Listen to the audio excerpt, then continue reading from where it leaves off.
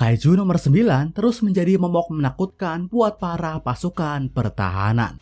Dan setelah melakukan penyerangan di Tokyo, dia membuat sebuah kejutan. Jadi sebelumnya, dua tubuh Kaiju nomor 9 muncul di Tokyo dan melakukan penyerangan. Tapi berkat usaha divisi 1, terutama Kafka, Narumi, dan Kikoru, kedua tubuh itu berhasil dikalahkan. Tapi disinilah bencana baru dimulai. Di markas pusat, tubuh Kaiju nomor 9 yang ketiga juga muncul. Di sanalah dia mengincar senjata Kaiju nomor 2 yang ada pada Isao. Ternyata, dua tubuh Kaiju nomor 9 yang sebelumnya muncul hanyalah tubuh tiruannya dan bertujuan buat menarik perhatian tentara divisi 1. Dan di saat para tentara kini ada di luar, tubuh asli Kaiju nomor 9 yang telah berganti kulit dan menjadi lebih besar siap menjalankan misi utamanya. Nah, begitu menyadari hal ini, Kafka pun langsung beritahu Narumi kalau Kaiju nomor 9 yang asli ada di markas pusat. Dan sontak, baik Kafka, Narumi, dan Kikoru langsung berlari menuju ke lokasi. Tapi karena jarak tempuh yang cukup jauh, bakal butuh waktu buat mereka sampai ke sana. Sementara di dalam markas, Isao langsung melindungi para anggota lain yang kebanyakan bukanlah petarung. Di sanalah dia menyuruh dua tentara bawahannya buat membantu evakuasi, sementara dia akan berduel dengan si Kaiju. Dipakailah senjata Kaiju nomor 2 di kedua tangannya, dan sebuah adu kekuatan antara Isao dan Kaiju nomor 9 terjadi. Nah, sebelumnya, saat Kaiju nomor 9 menyerang divisi 3, dia punya level kekuatan mencapai 8,5. Dari situlah, semuanya mengira kalau Isao bakal cukup buat mengatasi si Kaiju. Tapi di luar dugaan, evolusi Kaiju nomor 9 ternyata jauh melewati ekspektasi Isao. Saat itulah, Isao terbanting ke tanah setelah beradu kekuatan dengan si Kaiju. Dan sontak, situasi ini membuat para bawahan Isao sampai terkejut. Tapi begitu Kaiju nomor 9 berniat mengirim pukulan keduanya, Isao melepas tembakan energi dengan senjata Kaijunya. Alhasil, dia sanggup menahan pukulan itu dan kembali bangkit. Disinilah, sembari terbayang wajah istri dan putrinya, Isao bertekad buat menghabisi Kaiju nomor 9 saat itu juga. Sementara itu, di saat petugas lain pergi mengamankan diri, Ketua Operator Divisi 1 Kurusu memutuskan buat tetap menemani Isao. Sebagai staf yang bisa memonitor kondisi tentara dan program seragam mereka, Kurusu merasa bertanggung jawab buat membantu Isao. Karena itulah, dia bertekad buat tetap menemaninya sampai akhir. Disinilah, Isao memakai pelepasan maksimum pada seragam dan senjatanya. Dan karena Isao memakai senjata Kaiju, aksi ini bakal sangat memberatkan tubuhnya hingga bisa mengurangi sisa umurnya. Tapi usaha penuh resiko inilah yang bisa memberikan Isao peluang buat memenangkan pertarungan. Karena begitu kekuatan maksimum senjata Kaiju dilepas, penggunanya bagaikan menjelma menjadi Dakaiju itu sendiri. Bahkan ruangan yang menjadi tempat pertarungan dibuat bergetar bagaikan terkena gempa bumi. Akhirnya, adu pukulan antara Isao dan Kaiju nomor 9 kembali terjadi. Kali ini, saking besarnya kekuatan yang beradu, baik lengan Isao dan lengan si Kaiju sama-sama dibuat terluka. Masih begitu, dengan teknik bela dirinya, Isao sanggup memanfaatkan senjatanya dan mengirim pukulan demi pukulan beruntun. Saat itulah, Kaiju nomor 9 menerima serangan telak hingga kepalanya sempat dibuat hancur. Tapi si Kaiju justru malah kegirangan. Bagaikan antusias melihat kekuatan Isao dan senjata Kaiju nomor 2-nya, Kaiju nomor 9 malah mengundang Isao buat terus menyerangnya. Disinilah, Isao dan Kaiju nomor 9 saling beradu tinju massal mereka. Dan pelan-pelan, pukulan demi pukulan si Kaiju mengenai tubuh Isao. Kurusu pun terus mengatur seragam Isao guna mengurangi luka yang didapatnya. Tapi sembari mengirim pukulan demi pukulannya, Isao sadar kalau dia telah jauh melemah. Di tubuhnya yang udah menua, dia hanyalah bayangan dari kejayaannya di masa lalu. Masa di mana dia bertarung bersama sang istri. Akhirnya, dada Isao pun terkena pukulan telak Kaiju nomor 9. Alhasil, Bersamaan dengan output seragamnya yang melemah, tubuhnya ikut terdorong dan langsung diberondongi oleh pukulan si kaiju. Disinilah Kurusu khawatir kalau Isao nggak akan sanggup bertahan sebelum bala bantuan datang. Tapi Isao memutuskan buat mempertaruhkan segalanya. Pertama, dia minta Kurusu buat mengatur seragamnya ke mode menyerang. Dan guna menyembuhkan luka di tangannya, Isao membiarkan otot kaiju di senjatanya mengambil alih. Disinilah tubuh Isao pun bakal menerima beban luka yang di luar batas wajar. Bahkan bisa aja dia nggak akan bisa lagi bertarung. Tapi Isao tetap bersikeras. Bahkan meski dia nggak bisa bertarung lagi, Isao tetap akan mengerahkan segalanya. Karena dia percaya kalau pasukan pertahanan punya generasi muda yang amat menjanjikan.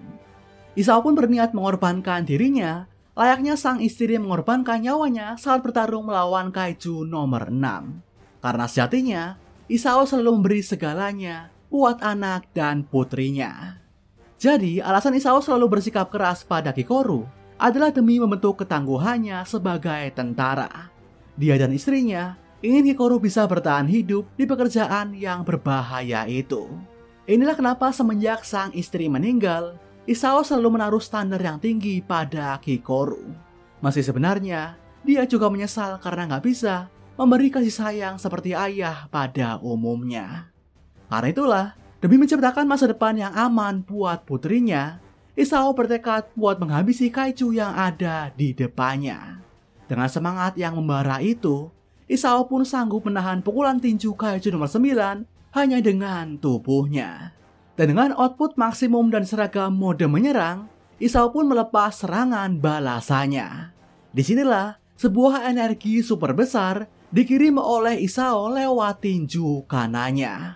Inilah tembakan khas kaiju nomor 2 yang pernah memporak-porandakan Sapporo. Dihadapi dengan serangan ini, kaiju nomor 9 malah tersenyum. Karena ternyata dia telah mengambil langkah antisipasi dan mengubah bentuk tubuhnya ke mode bertahan. Alhasil, dia merasa sanggup menahan tembakan Isao. Tapi serangan Isao ternyata nggak berhenti di situ.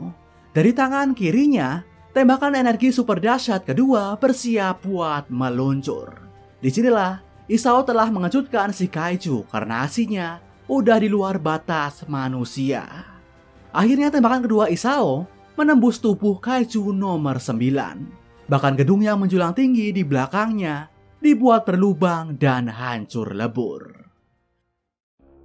Nah, saat itu di tempat lain, Kafka dan Narumi yang masih menuju lokasi bisa melihat dan merasakan efek tembakan itu.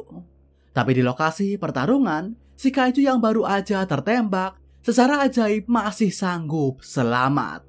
Meski tubuhnya hancur lebur dan hanya menyisakan kerangkanya, dia berhasil mempertahankan organ intinya. Disinilah si kaiju sesumbar dan menyebut kalau tubuh manusia Isao adalah alasan kenapa dia kalah.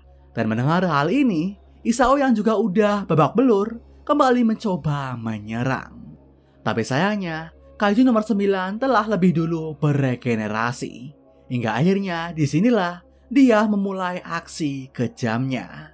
Dengan membentuk mulut di tubuhnya, dilahaplah Isao dan senjata kaijunya. Dan dengan ini, tercapailah tujuan utama kaiju nomor 9. Nah, begitu Kafka dan Narumi sampai ke lokasi, mereka pun melihat tubuh Isao sedang berdiri. Awalnya, keduanya mengira kalau dia memang Isao. Tapi begitu memalingkan pandangannya, Kafka langsung merasakan kalau dia bukanlah manusia. Sosok itu pun melepas tembakan super besar dan kembali ke wujud aslinya. Ternyata, dialah kaiju nomor 9 yang telah berevolusi lagi. Dan disinilah, Kafka bisa merasakan kalau si kaiju telah jauh bertambah kuat. Nah, awalnya, Narumi mencoba memanggil Isao karena mengira dia ada di suatu tempat. Tapi kaiju nomor 9 bilang kalau dia telah membunuh Isao dan bergabung dengannya. Inilah kenapa dia bisa memakai wujud Isao juga. Mendengar hal itu, Kikoru yang baru sampai pun langsung menyerang. Dia jelas nggak terima dengan jawaban si kaiju itu. Tapi Kikoru yang telah kehilangan senjata khususnya jelas bukan lawan yang sepadan. Karena itulah Narumi dan Kafka langsung ikut menyerang.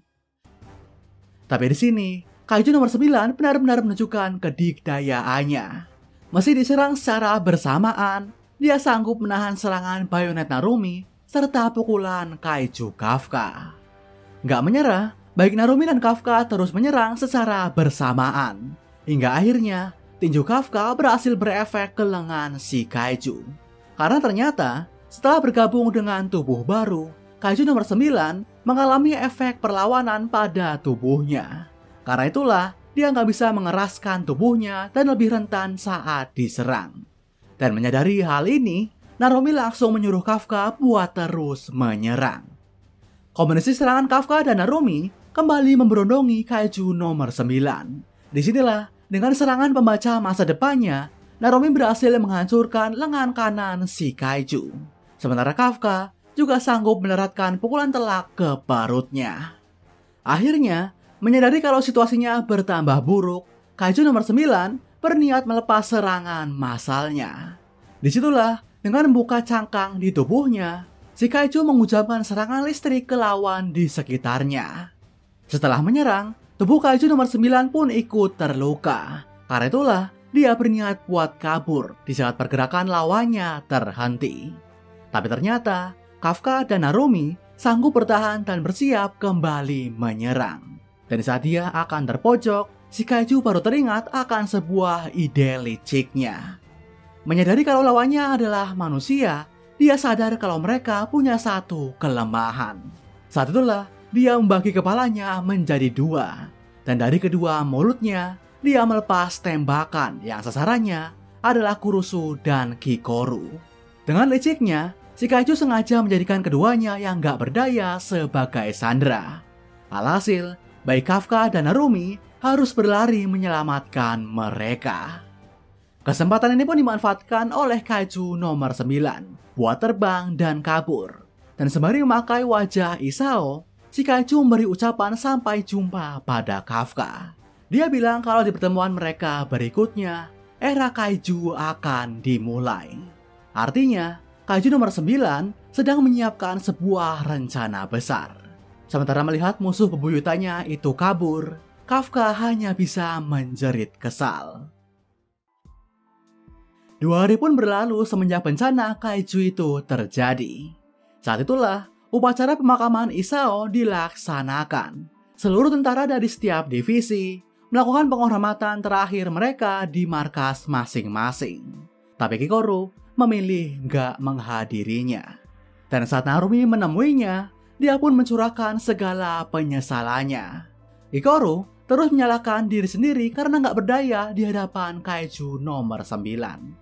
Karena itulah, sembari menangis, Kikoru bilang ke Narumi kalau dia ingin bertambah kuat. Kikoru percaya kalau saat ini ayahnya masih terperangkap di dalam tubuh si Kaiju. Jadi dia bertekad hanya akan berkabung setelah si Kaiju itu terbunuh. Dan mendengar tekadnya itu, Narumi pun bersedia melatihnya. Dia bahkan berjanji kalau di penyerangan Kaiju nomor 9 berikutnya, Kikoru akan menjadi tentara terkuat kedua setelahnya. Nah, sementara Kikoru berlatih demi menjadi lebih kuat, Kafka dihadapi dengan kebimbangan. Setelah berkali-kali berubah menjadi Kaiju, ada bagian di tangan kanannya yang nggak bisa lagi berubah menjadi manusia. Artinya, kalau Kafka terus bertransformasi, ada kemungkinan kalau dia nggak akan bisa lagi kembali menjadi manusia. Petugas medis yang mengetahui hal ini langsung melapor ke Narumi. Berhubung Isao telah tiada, tanggung jawab akan nasib Kafka kini ada di tangan sang kapten divisi 1. Dan normalnya, Kafka nggak akan dibolehkan buat bertarung lagi.